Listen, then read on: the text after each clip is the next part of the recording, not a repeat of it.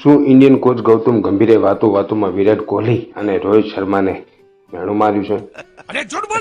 અને જો કોઈ સાબિત કરવા માંગે કે રોહિત શર્મા, વિરાટ કોહલી અને ગૌતમ ગંભીર વચ્ચે બધું ઠીક છે, તો કોક એવું થઈ જાય છે કે એ વાત લોકોને તરત ખબર પડી જાય છે કે રોહિત શર્મા, ગૌતમ ગંભીર, વિરાટ કોહલીના સંબંધ તેને પારકી માનું કે પોતાની માનું, વિક્રમ ઠાકોર અને ભ્રોજી રાણીના હતા એવા છે. ચેમ્પિયન ટ્રોફી પછી વિરાટ કોહલી અને રોહિત શર્મા આપણને વનડેમાં જોવા મળ્યા હતા. એના વચગાળામાં ઘણું આઘુપાછું થઈ ગયું હતું. વિરાટ કોહલી અને રોહિત શર્માએ ટેસ્ટ ક્રિકેટમાંથી રિટાયરમેન્ટ લઈ લીધું હતું અને પછી તરત જ બેના વનડે કરિયર ઉપર સવાલ ઊભા થયા હતા.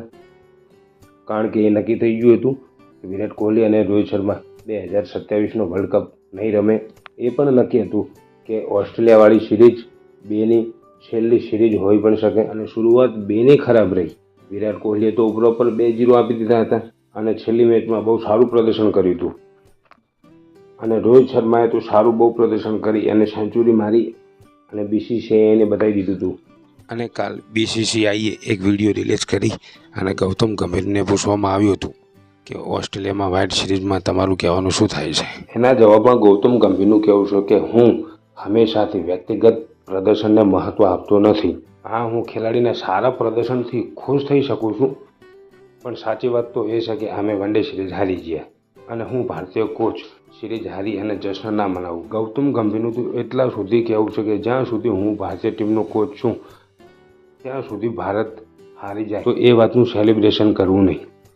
અને જ્યારે ગંભીરને T20ની ઉપર પૂછવામાં આવ્યું ત્યારે ગંભીરનું કહેવું કે T20ની વાત અલગ છે, એ સિરીઝ અમે જીતી ગયા અને ઘણા પોઝિટિવ રિઝલ્ટ જોવા મળ્યા.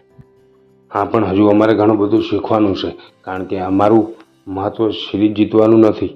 અમારું કામ છે 2026નો વર્લ્ડ કપ જીતવાનું. હવે લોકોને એવું લાગે છે કે ગૌતમ ગંભીર, રોહિત શર્મા અને વિરાટ કોહલીના ફેન સામું આંગળી કરી રહ્યા છે. જેઓએ સિરીઝ હાર્યા પછી પણ સિડનીમાં વિરાટ કોહલી અને રોહિત શર્માની પારીનું સેલિબ્રેટ કર્યું. લોકોના ફેન કહે છે કે અમે સિરીઝ હાર્યા એનું કોઈ સેલિબ્રેટ કર્યું નથી. અમે તો સેલિબ્રેટ કર્યું છે વિરાટ કોહલી અને રોહિત શર્માનું સારું પ્રદર્શન જોઈને અમે સેલિબ્રેટ કર્યું છે. કારણ કે ટીમ મેનેજમેન્ટના મનમાં હતું કે રોહિત શર્મા અને વિરાટ કોહલી રન જ ના બનાવે અને એમને આસાનીથી બહાર કરી દેવામાં આવે. અને ઘણા લોકો તો એવું પણ કહે છે કે અમે વનડે સિરીઝ એટલા માટે હાર્યા કે અમે વનડે સિરીઝને મહત્ત્વ આપ્યું જ નથી.